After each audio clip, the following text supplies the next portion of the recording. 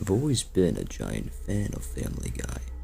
Ever since I was a young boy, I used to sit down and watch the show every night with my family, becoming completely entranced by the stories that the Griffin family would get up to in Quahog. I loved the show so much that when my family got a dog, I begged them to let me name him Brian, just like the dog in Family Guy, to which they decided to indulge my pleas and name the dog after the wisecracking cartoon one. I used to spend all my time with Brian, from going on walks with him to taking him to the park. He was my best friend, especially after we moved from Ohio to Rhode Island after my dad lost his job at the penis explosion factory due to accidentally exploding the penis of Orenthal James Simpson, the star quarterback for the Buffalo Bills before becoming an accomplished Bronco race driver. My mother died during the move due to being crushed under the weight of 20 boxes containing the exploded penises my dad had stolen from work to try his best to bankrupt the factory after they fired him.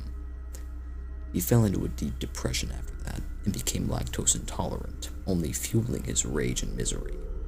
He never wanted to watch Family Guy with me after that, and would only watch Orenthal James Simpson highlight reels when he was home, completely neglecting me and Brian. I also fell into a deep depression, having basically lost two parents at once, shutting myself off from everyone around me, except for Brian.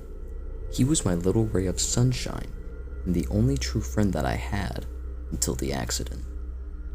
One night, I went on a walk with Brian in our little gated community, but little did I know that that night was National Get Behind the Wheel Drunk in Your Yellow GMC Hummer and floor it in a quiet suburban neighborhood without your lights on day. I didn't hear the car coming as I had my headphones on and was blasting the song Oops, I Did It Again by pop superstar Britney Spears, crossing the road without looking. Brian saw the car before me, shoved me out of the driver's path with his paws, sending me flying to the other side of the road, taking the bullet for me. The car hit his left side and completely ripped off his skin and muscles, exposing his skeleton and organs underneath in an explosive and bloody viscera. I froze in shock. My best friend had just been killed in front of me, all because of my negligence. I'll never forget his still lifeless and left side lacking skin and muscle tissue body, splayed out like Jesus on the cross. The driver, still very drunk, was intending to set a world record for this national holiday and mumbled under his breath, "Some bitch dented my bumper," in his thick hick accent, and then ran over Brian's corpse with his giant monster truck wheels, causing Brian to pop like a red gusher in the mouth of an obnoxious toddler. He ran it over back and forth for 5 minutes straight until he decided that was enough and sped off into the night. I was never the same after that night. I rarely ever ate, and I never went outside. I couldn't even find the strength to leave my bed for months. The only thing that made me feel that life had meaning was Family Guy. It brought me back to a much simpler and happy time in my life. It brought me joy that nothing else could in that dark time. A little while after that, I began to browse online to find more Family Guy episodes, since I only had a season 1 and 2 box set, and it was going to be taken off the air soon due to it being cancelled. Eventually, I stumbled upon a forum online talking about a lost episode of Family Guy only a few have seen. I asked what the episode was about, and the original poster told me it was a forbidden Halloween special that Seth MacFarlane made after he was almost killed in 9/11, and the studio forbid him from airing the episode and demanded that he destroy all evidence of it being made. However, somehow, some way, a VHS of it appeared in a thrift store somewhere in a Family Guy box set, and when the owner took it home and watched it, he clawed his eyes out and unraveled the tape and made a gun out of the VHS tape and shot himself with it. But not before putting the lost episode online, almost as if he was possessed by a demon. I thought to myself, how the fuck can someone make a gun out of VHS tape? And replied to him, "Cool story, bro. Just send me the episode." Surely he was just making stuff up, but even if this was some kind of cursed episode, maybe it might take my mind off of Brian's death. He replied back, "Don't say I didn't warn you," and then a knock was heard at my bedroom door. I opened the door, and at the bottom of my feet was an unmarked cardboard box, which I quickly brought into my room. I put the box on my desk and opened it slowly, expecting a practical joke from my father, such as a flaming pile of dog shit, as that is the only thing that brings him joy anymore. Instead, I found a VHS in the box with the title Brian's Body written in blood on it. I touched the writing to find it still wet and still very much smelling like pennies. I call out, "Father?" No response. I try to listen closely to see if I can hear any Orenthal James Simpson highlight reels being played throughout the house, but I hear nothing. This must be from the guy online, I thought to myself.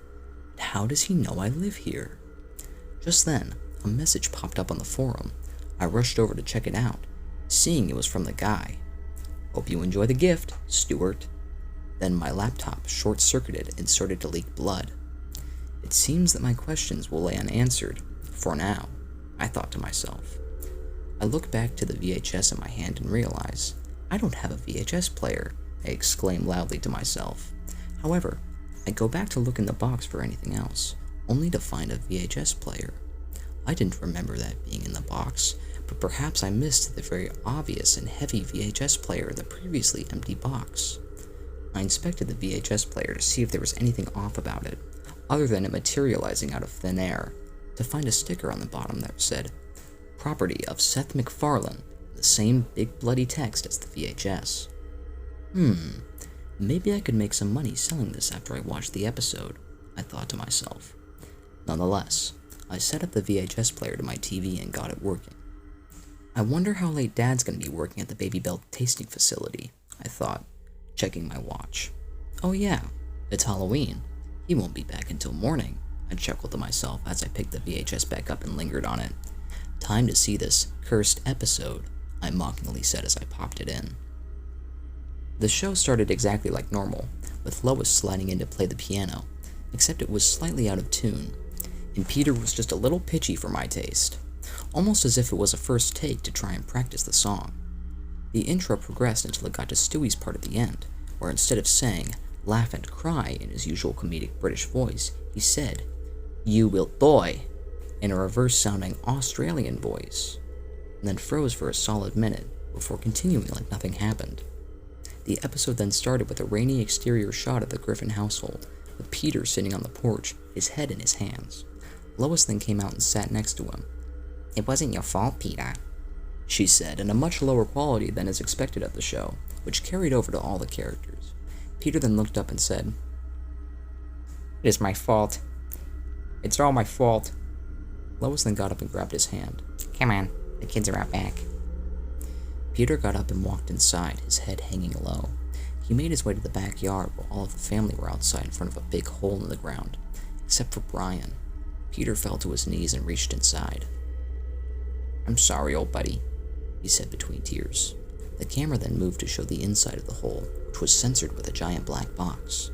The camera then cut back to Peter, who then began to heavily cry, except his eyes were hyper-realistic, and then began to cry blood into the hole, filling it up. The entire family's heads then snapped to look at the camera as a loud ringing noise began to play. Their eyes were also hyper-realistic and crying blood. This was freaking me out, and I tried to turn off the TV, but I couldn't move my body, and I couldn't look away from the screen. They then began to chant while looking at me. "It's your fault," over and over again as the ringing got louder, until it cut to black, showing me a flashback of what had led up to this point. Peter was at the Drunken Clam with Joe, Cleveland, and Quagmire, very clearly inebriated. "Listen, Peter, maybe I should drive you home. You're not fit to drive like this," Joe pleaded with him. Nah, Joe, I want to test out my new yellow Hummer," and walked out of the bar. Joe tried to follow him, but got his wheelchair stuck in the door, which made me question how he even got there in the first place. Cleveland and Quagmire couldn't give a shit, because Quagmire's a rapist, and Cleveland doesn't do anything. Peter got into his yellow Hummer and started the car, driving recklessly home. We then cut to Brian walking home at the very same time, listening to "Oops, I Did It Again" by pop superstar Britney Spears. "Oh no," I say under my breath. It can't be." Peter was speeding while drinking a beer that he smuggled out of the Clam as he approached his street, going Mach 12 as shown on his speedometer. At the same time, Brian then crosses the street, not paying attention to his surroundings. Peter hit Brian with his Hummer as my jaw dropped. Brian went flying back and was dead on impact, spurting out hyper-realistic blood as he flew. The show then cut to Brian's lifeless corpse, almost looking like live footage of that night. Brian's left half was completely exposed, his skeleton and organs hanging out of him as he bled out. I started to sob uncontrollably as the show lingered on that image, in excruciating detail. It then cut to a frame of Chris Griffin in shock in a black void, for no fucking reason other than just so that I can write this down and put it in this real event that happened to me. Brian's eyes then shot open as it cut to his body, stretched out like Jesus Christ in front of the Griffin house. "It's your fault, Peter. You killed me," Brian said in a low, unsettling tone. I had never heard anything scarier. It had also just occurred to me that my name was now Peter and not Stewie. "I know, Brian. I'm so sorry. I should have been paying more attention," I pleaded through sobs. "It's too late for that, Peter. Sorry doesn't bring me back from hell." My tears began to hurt as my vision turned a red hue and Brian's body began to snap and break to move. Only when you know what I've been through can you even begin to beg for mercy. His organs began to unravel and move towards me like snakes, slithering through the TV screen. They were wet, moist, and smelled how I can only imagine toddler vomit in a hot McDonald's play place smells like. They wrapped around my neck as Brian began to step out of the screen, transforming from the cartoon Brian to the real-life Brian, my dog at the beginning of the story.